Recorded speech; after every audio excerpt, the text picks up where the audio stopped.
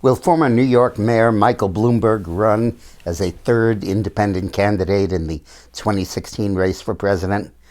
His shadow is hovering over the race, and he's been talking recently about running and leaked that he commissioned a poll. At that point, there was a publicly released poll that showed him only at about 13% of the vote in the three-way race against Trump and Hillary. But, that's before he spends $1 million promoting his candidacy. Did I say $1 million? $1 billion promoting his candidacy. A third-party candidate basically can only be effective if there's a perceived significant defect in the other two candidates. If the other two candidates fill the bill and satisfy what Americans want, then a third candidate has a great deal of difficulty getting traction.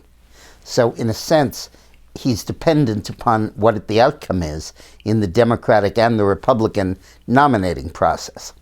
Now, on the Republican side, Bloomberg has indicated that he's more likely to run if Trump wins the nomination. And on the Democratic side, more likely to run if Sanders wins the nomination. And clearly, in a Trump-Sanders race, there would be a lot of voters who don't like the first two choices who might consider voting for Bloomberg. If it's Hillary instead of Sanders and Cruz instead of Trump, it's less likely because those candidates do deal with and satisfy the needs of the bases of both political parties.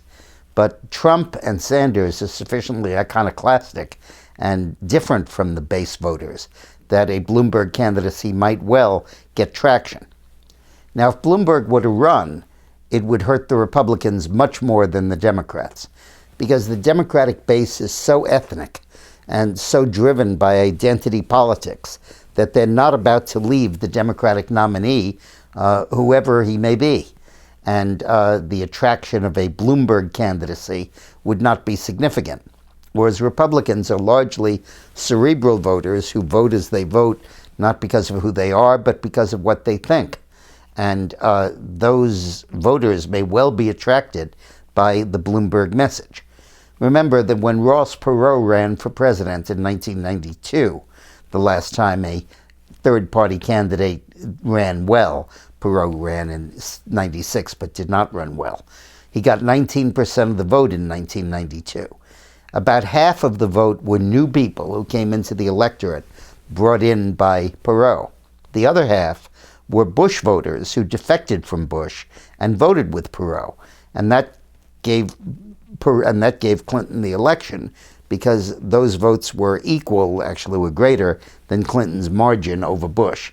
Clinton was elected, remember, with only 42% of the vote.